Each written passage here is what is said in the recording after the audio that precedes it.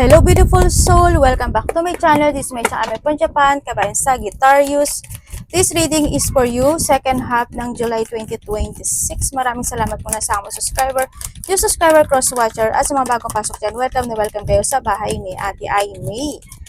Sa mga nagpa-personal reading, marami ding salamat. Kung gusto mo ng personal reading, ilalagay ko dyan sa screen, sa video, yung aking FB, paki-messenger na lang ako para sa details. Or punta kayo sa description below or sa aking YouTube na handyan sa yung andyan yung link. Kumbaga, hando sa point na yan. No? General reading tayo sa Sagittarius. Energy reading, hindi mo to personal reading. Second half ng July 2026.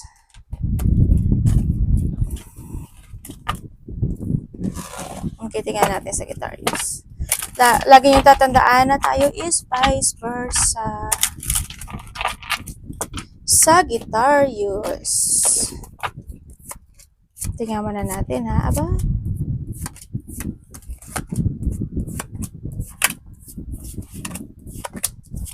Okay. Ba yan ate? Hindi naman pantay. Okay, Sagittarius. Tingnan muna natin. Bakit kulang? Tingnan muna natin ang iyong card. Okay, Sagittarius, nandito ka sa sitwasyon mo na maring nagkakaroon ka ng mga situation na on and off o may mga bagay ka na iniisip maybe this time sa nakita ko sa iyo dito. May mga bagay ka na dine-daydream, fantasizing, or may mga bagay ka na wishful thinking.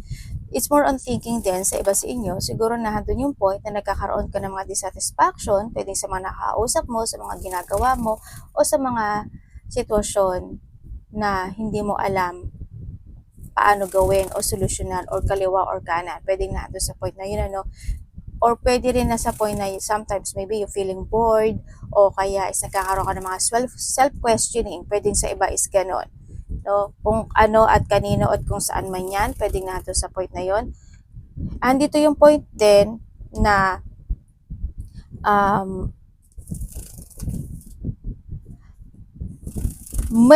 may sitwasyon ako na nakikita na maybe you're planning, malagkakaroon ng pagpaplano o may mga bagay ka na gusto mo aksyonan, solusyonan, i-move, sabihin or talikuran, pwedeng nado sa point na yon, or there's a planning of situation comes sa sarili mo. Siguro you're starting to begin to anew you or you're starting to plan with something, pwedeng nado sa point na yon, to your stability.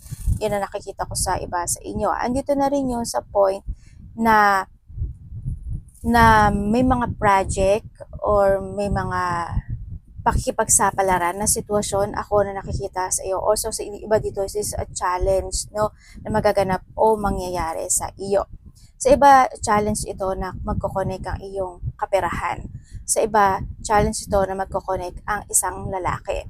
Andun din yung point na maaring may tao na hihingi ng suporta sa iyo or ikaw ang susuporta sa kanya or ikaw ang hihingi ng suporta. Magkakaroon o magiging more on patient ka this time. You give your hard work. Sa iba sa inyo, nagkakaroon lang din siguro ng mga doubt situation or magkakaroon ka ng doubt situation kung saan aspeto ng buhay mo yan sa nakikita ko sa iyo dito, or sa iba naman sa inyo is mas more ka magiging more on careful this time sa lahat ng aspeto ng buhay mo, kung may business ka, sa trabaho, sa kaperahan o sa mga tao na nasa paligid mo. Sa iba sa inyo is sa iba is parang maybe you don't know how to proceed if you take it action or not, or parang may mga bagay sa iba kasi sa inyo na parang gusto mo i-discover, o kaya naman is may mga you don't know kung magde-decide to stay ka or go with something, kung sa aspeto ng buhay mo yan, sa mga connection mo man yan, o sa mga bagay-bagay o sitwasyon mo. Sa iba preparing, maaaring magkakaroon ka ng plano to prepare, sa iba sa inyo. There's a victory and success happen into your life, pagbabalik ng lakas ng loob, may mga sitwasyon lang na makapagpapahatak sa iyo sa nakaraan, parang nahanginan yung poses ko.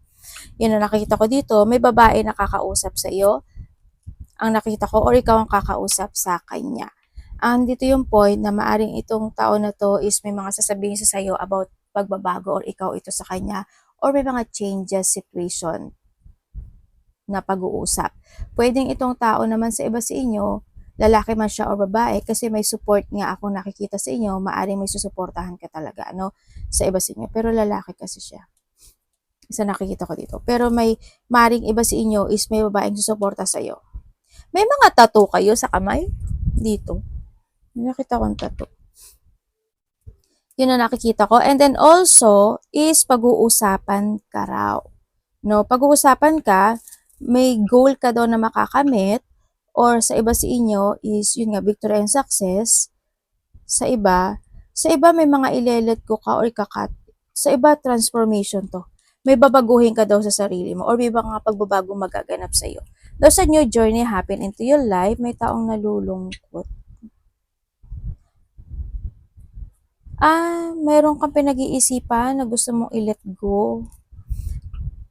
Alam mo, nandun ka sa point, yung iba sa'yo, nandun ka sa point na parang may sinisiyasat ka. Parang nagkakaroon ka na pagsisiyasat, naghahanap ka ng katotohanan, ganito ba, ganun ba, dapat ba. It's more on thinking din kasi, pero andun yung point na parang may taong nalulungkot, or pwedeng may mga sitwasyon na parang hindi mo, sa iba hindi mo kayang i-accept yung situation, wala pa yung acceptance, ganun. Pero makakaramdam ka raw ng pagod or pwedeng napapagod ka na sa sitwasyon o may mga sitwasyon na napapagod ka at iniisip mo na i-let go ito, iniisip mo na um, papayaan yung situation. Ang dami mo namang iniisip, naloloka ako dito. Ano ba yan? Ano yan? Medyo may frustration ka eh. Okay ka lang ba? Nagkakaroon ka ng frustration. Sa iba dito, either frustration o pagkalito, itong sitwasyon na to, sa nakikita ko dito, mari iba sa inyo is mapofocus kayo sa painful ng sitwasyon.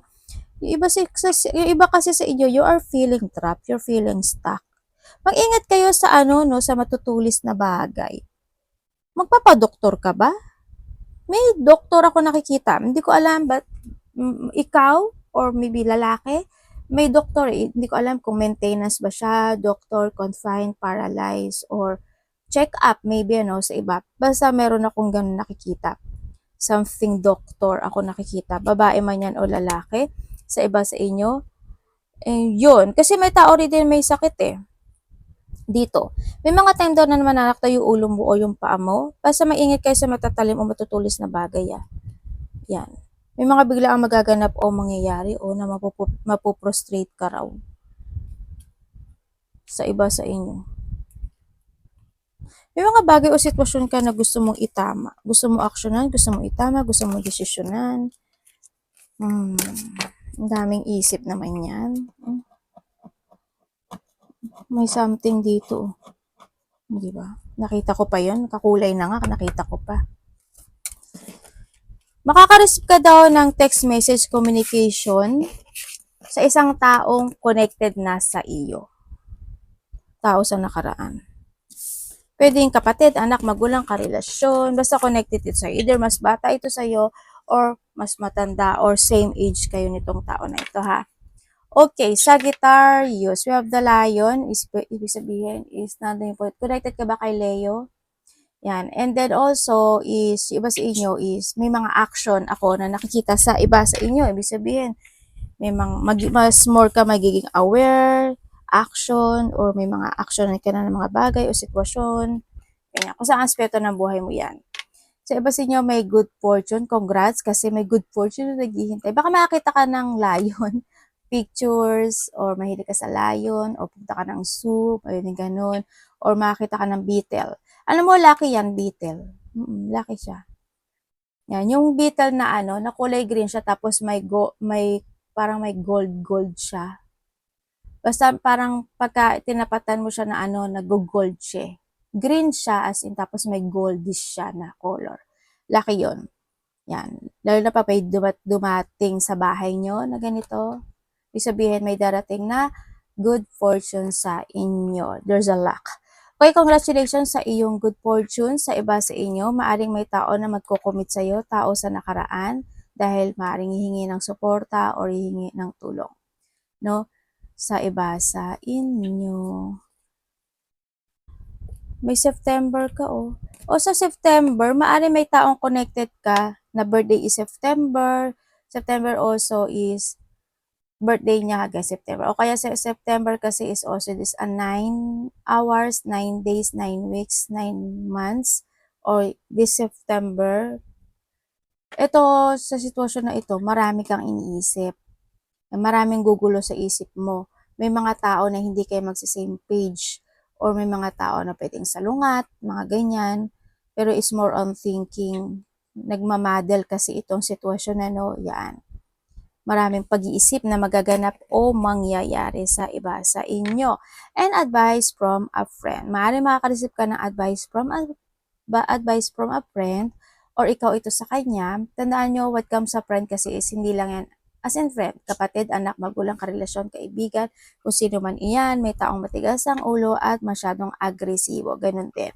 No, pwedeng itong tao na to, kahit sabihan mo siya, kahit anong gawin mo sa kanya, hindi siya nakikinig sa'yo.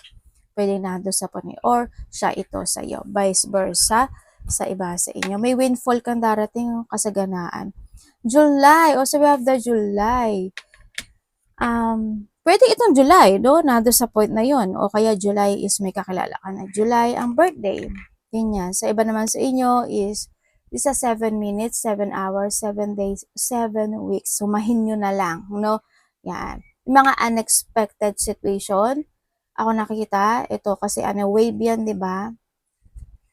This a blow situation, unexpected a blow situation. Pwedeng mga tension, disappointment, pain, storm, pwedeng ganyan, o kaya lungkot, mga trauma, basta feeling hopeless, mga unexpected, as in, kung naman unexpected ito, pwedeng depression, di ba? O mga hindi pagkakaintindihan, pagkalito.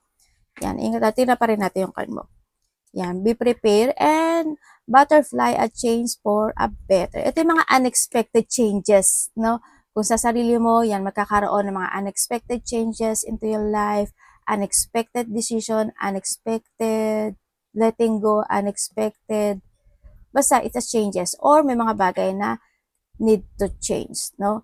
For a better. Sa pera mo man yan, sa ugali mo man yan, sa mga ginagawa mo man yan, sa mga nasa paligid mo man yan. Basta yon. Also, this a transformation, sabihin magkakaroon ng transformation sa iba sa inyo o may mga ita-transform ka na bagay. Also, yung mga pananaw sa kinabukasan mo, yun, maaaring magkakaroon ka ng pagbabago, no? Pwede magkakaroon ka ng mga bagong strategy this time, mga bagong plano, o mga bagong pananaw sa kinabukasan. Kasi paru-paro yan. Makakita kayo ng paru-paro. Na malapit ba kayo sa dagat? Sa iba sa inyo? Also, ito, July is an emotions, medyo may konting feeling emotional, may ikaka-worry, ikaka-emotional, mas it's more on feelings sa iba dito, no? Kasi tubig siya. Okay, involvement with the law. Sa iba sa inyo, maybe you are involved sa law, justice, or law. May mga bahay kayo na gusto nyo mahustisyahan. Ay, ano ba yan ate? May mga bahay kayo na gusto mong aksyonan. Gusto mo ng clarity. May mga bahay kayo na gusto mo, siguro may mga bahay kayo na gusto mong itama, i-correct, mga ganyan, no? Nandun sa point na yon. Ako nakikita dito. Pero also, syempre meron tayong merit kasi, sa iba sa inyo baka involved kayo when it comes to a merit, either may tao ng mga tutol sa inyong relasyon, sa inyong dalawa, or magkakaroon ng mga divorce or separation sa iba, no? Wag naman po sana. Or pwede naman separation na kayo kasi andito na rin si, di ba? Or pwede iba sa inyo is merong third party relationship sa iba. So, iba sa inyo, nando yung point na ingat ka na lang sa mga tao connected sa'yo kasi si Butterfly sa kasi Gabriel kasi ibig sabihin may tao na may pagsisinungaling, pangloloko, panlinilang o pagsisinungaling o hindi pagsasabi ng totoo. Okay, may November ka. Ang dami mo namang number. Ay Okay, November, pwedeng may kakilala ka na November ang kanyang birthday. Also, November is the 11 minutes, 11 hours, 11 days, 11 weeks, 11 months. Changes din ito sa nakikita ko dito, no? When it comes dito, mag-ingat ka lang sa sarili mo. Pwedeng nandun yung mga mild na lagnat, sipon, ubo, masakit yung throat, makatila lamunan, may thyroid, palaaching, yung mga basic na no, ingat ka kasi sakit ito eh. O kaya naman sa iba sa inyo is kailangan yung may mga pagbabago pagdating sa mga ininom, may kinakain or kinakailangan, di ba? in your physical, o sa iba sa inyo, baka may taong may sakit talaga. Kasi dito si Kivel. No? Ingat na lang din kayo. And then also is changes is coming. July also is unexpected of changes. Butterfly is a changes din. Na ano yung lalamunan ko? Ako ata ito eh. Sabi ganun eh. Okay. Dito sa sitwasyon mo, the Gavel and the November kasi, and the July, ibig sabihin, may tao, either ikaw or someone, magiging cold. Ganyan. Magiging malamig ang pakikitungo, o malamig ka sa kanya, or magdi-distance ka sa kanya, or iiwas ka sa kanya, mga ganyan sitwasyon. Vice versa. Dealing a relationship with a man with a dark complexion or hair, pwedeng ikaw ito or someone who's connected sa iyo. Pwedeng itong tao na to, siya yung tao na nagkakaroon na ng pagbabago sa buhay, di ba? Or pwede naman na siya yung tao na nagsisinungaling, or siya yung tao na sa iba sa inyo na may pinagdadaanan na pain or sakit, pwedeng nando sa point na yon, pwedeng unexpected, bigla itong kumonek sa iyo itong lalaki na to or ikaw sa kanya. Pwedeng nando sa point na yon. Well, kung sino man ito, maaari magkakaroon ka ng dealing sa isang lalaki, kung in what way, hindi ko alam, ikaw sa kanya or siya ito sa iyo. Ingat na lang din kayo, no? Be prepared na lang din. At the sunrise, new creative ideas, new venture, and a fresh start. Congrats! Ibig sabihin, after ng mga hirap, after ng mga pagbabago, kasi ito pagbabago na yan eh. Andito yung full of thinking of the future ka na. Ibig sabihin, may mga sitwasyon na magtatapos sa buhay mo. May mga magagandang pagtatapos, ibig sabihin, ano. Sa iba naman sa inyo, may mga good result situation. Kaya dito na rin sa sun, ibig sabihin is pag-angat na ng iyong energy. Ibig sabihin, you will be shine again, no? Ibig sabihin, may mga successful situation, beginning situation, may mga new venture, at may mga bagong creative ideas ka na gagawin this time. Also, ito, sa iba sa inyo, is pagbabago ito sa sarili. Ganyan. Pagbabago sa lahat, kasi, alam mo naman yung sun, di ba? Ano yan, liwanag. Pag walang sun, di ba, hindi tayo magiging energetic, di ba? Yon. Kaya handun din yung point of success, freedom, increase, material success, tsaka mga celebration happen na darating sa iyo.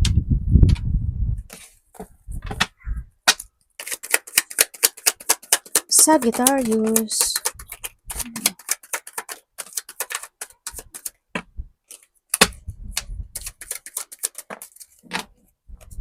Huy. Huy. Okay, Sagittarius. Tingnan mo na natin to. Okay ka ba? May depression na. Okay, nandiyan yung sitwasyon na maaari iba sa inyo, medyo napopobia ka na, no, sa sitwasyon. Hindi ko alam kung sa kanino at ano at saan, no? Maybe may mga phobia situation ako na nakikita sa iyo, someone's being paranoid, o ikaw ito or someone, pwedeng nado sa point, or pwedeng may mga depression, o may mga ikaka-depress o stress ka na sitwasyon sa iba sa inyo. No, sa paligid mo man yan, sa mga makakausap mo sa trabaho mo, kung saang aspeto, medyo calm ka na lang din, tsaka balance and control, okay? You are more on focus to your goal this time. Sa iba sa inyo, kumbaga meron kang target, no? Sa nakikita ko sa iyo dito, kumbaga, alam mo sa sarili mo, ano yung pupukusan mo, ano yung i-main concern mo, ano yung vitality, andun yung sigla at lakas, no? Doon sa mga goal na gagawin mo, no? Kumbaga, you know your purpose. Nandun na yung point of expectation. May mga sitwasyon na ina-expect mo na ganito, ganyan, ganon, ganyan. Ina-expect mo na magkakaroon ng pagbabago. Kumbaga, hindi ka na lose of hope, pagdating sa sitwasyon. Kasi this is also the sun and the sun. Ito, sun din yan. Ibig sabihin, alam yung minsan na may hirap kang pagdadaanan pero hindi ka nawawala ng pag-asa. It's good naman din yun, mas more kang nagtatransform the way na nagkakaroon mga difficulties or hardships sa buhay mo. Mas more kang natututo, mas more kang nag-enlighten this time, mas more kang, kumbaga nagkakaroon ng recovery kahit papaano sa iba sa iyo. But still, congrats sa iyo, you are more on focusing. And nandito yung may tao na nagmamatsyag, may tao na hinahanapan ka ng butas, may tao na pwedeng iba dito is masama yung intention niya talaga sa iyo, no? Sa iba sa inyo. Kaya mag-ingat kayo sa mga taong ko-connect or connected sa inyo. Ganyan. Sa iba naman sa inyo, maaring ikaw ito. Maaring nandun yung point na may mga bagay o sitwasyon o sino man yan na minamatyagan mo, na naghahanap ka ng ebidensya or kinakailangan, ano, kumbaga, wag din masyadong judgmental. Kumbaga, nandun din sa point na yon. Kasi kapag nag-judgmental ka tapos mali, parang mapapahiya ka lang, 'di ba? Kailangan mo talaga na magsiyasat, alamin, aralin, pag-aralan, mga ganun, bago ka mag-judge ng tao, okay? Or someone who's connected sa iyo. Yan, ingat na lang din, ano? And also, merong mga tao na galit, magagalit, maiinis, may irita, o ma-offense, no? May mga hindi pagkakasundo, may magpa-fire na situation. Mag-ingat na lang din kayo sa mga sunog-sunog. Ingatan nyo yung mga saksakan nyo, mga kandila, kung nagiinit yung charger nyo, gas nyo, ingatan nyo, okay? Yan, you need to prepare. Kung kailangan meron kayo mga fire extinguisher. Tama ba yung banggit ko? Magganon kayo, oh. Kasi, alam mo, malaking tulong yan sa bahay talaga. No, if you have, it's good. Kung wala, kailangan. Okay? Kailangan mo rin kasi yun. No, baka mamaya may mga sabotage situation dito, ha? Ingat na lang din kayo. Okay, may mga ganyan sitwasyon, hindi pagkakasundo, alitan, galit, tampuhan. Pagkainis, pagkairita. And syempre, medyo fragile ka ngayon, medyo sensitive ka ngayon, ano, sa iba sa inyo or someone who's connected sa iyo. Tulad na sabi ko sa inyo, baka kailangan yan mga maintenance, ubo, lagnat, sipon, tulad ng sinabi ko kanina, bahing, ganyan. Ingatan nyo, i-remedy nyo kaagad bago pa siya lumala. Mag-ingat kayo when it comes to a disease. Pwedeng may mga naganap o nangyari in the past na muling mauulit, no, na mga sakit, no, ibig sabihin, nagkasakit ka na, magkakasakit ka uli, or maingat kayo sa mga disease, lalo na kung lalabas-labas kayo, mamas kayo hanggat maaari, okay? And medyo magiging low yung energy mo this time, hindi ko alam kung bakit, siguro, well, low naman talaga yung energy mo kasi sa guitarist ka, medyo nauuna kasi yung emotions mo, no, kaya medyo focus ka lang din sa goal mo, sa nakikita ko dito. Basta, you need to focus to yourself dito kasi medyo may mga virus disease, baka mahawa ka kung kani-kanino dyan, kung ano, medyo mag-ingatan nyo, ha, kasi mahirap din naman na mahirap din maggamot, di ba? Okay, may pangat ng card.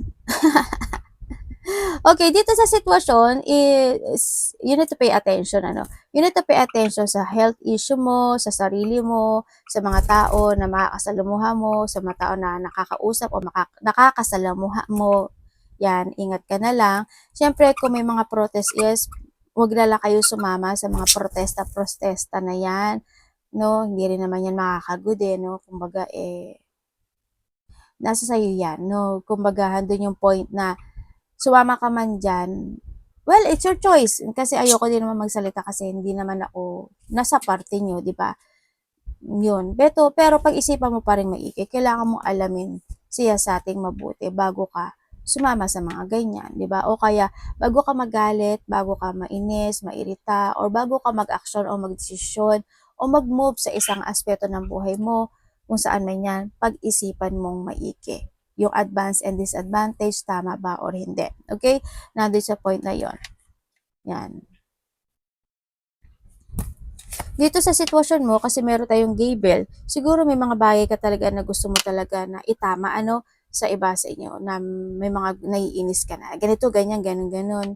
Gusto mo itama, gusto mo solusyonan, or kung saan aspeto ng buhay mo yan, sa iba sa inyo. And meron kang self-love. Okay, dito sa sitwasyon mo, you are more on yourself. Ibig sabihin, mas more ka magiging very careful sa sarili mo, mas aalagaan mo yung sarili mo, or kinakailangan. No, kasi dito si illness sa iba. Or pwede rin kasi dito na may tao na kinakailangan niya ng suporta, pagmamahal, at alaga. No, yun ang nakikita ko. Baka nandito siya sa sitwasyon na napapariwara siya, or kung saan siya nagpupunta, or mga bagay na hindi magaganda, di ba? Baka ingat din kayo sa iba sa inyo na pabigla-bigla, pwedeng hindi rin kasi magiging maganda yung outcome nun. Kaya pag-isipan nyo maigi. And syempre, handun yung pagiging independence mo. May mga healing situation and recovery like sun sa iba sa inyo and butterfly. Yan, ibig sabihin, nandun na yung point of recovery, healing situation, and success na magaganap o mangyari sa inyo. Pero tatandaan nyo palagi na huwag kayong pabigla-bigla sa lahat ng aspeto ng buhay mo. Kalma ka naman, alam ko naman, ano, pero minsan kasi 'di ba parang madadamay ka sa sitwasyon. Alam mo yun yung kapag may nakausap ka, makokontrol and mamamanipulate ka ng sitwasyon, yung mga gano'n. Mas mag-focus na lang din kayo sa sarili niyo. Basta alagaan niyo yung sarili niyo kasi andiyan yung warning, oh. No, you need more on commit to yourself or iba sa inyo, mas more kayo magko-commit this time sa sarili mo. Yun ang nakikita ko sa'yo. Magpapaganda ka, magpapapogi ka, magpapakulay ka ng buhok, magpapakat ka ng buhok, ganyan. Bibili ka ng pabango mo, ganyan. Magka-scrub-scrub ka dyan. May ganun. Paano man yung ginagawa nyo with yourself, it's good naman din sa nakikita ko sa'yo, but still, you need to be very careful. Yun ang nakikita ko sa'yo. May taong ayaw sa'yo. Well, ayaw mo rin naman sa kanila, di ba? Ganun naman yun eh. May tao na ano, may pinagdadaan ng hindi maganda. May taong may sakit, ano. Sa iba sa inyo, may taong may problema. Hoping hindi ikaw, pero may taong may problema dito. Mag-ingat na lang din kayo sa mga ano no, mga pwede kayong maloko o malinglang o madaya. Manakawan, mga ganyan. Mga taong tuso, ganyan. Mga tao na sarili lang din iniisip nila. Ingat. Arigato namaste, God bless.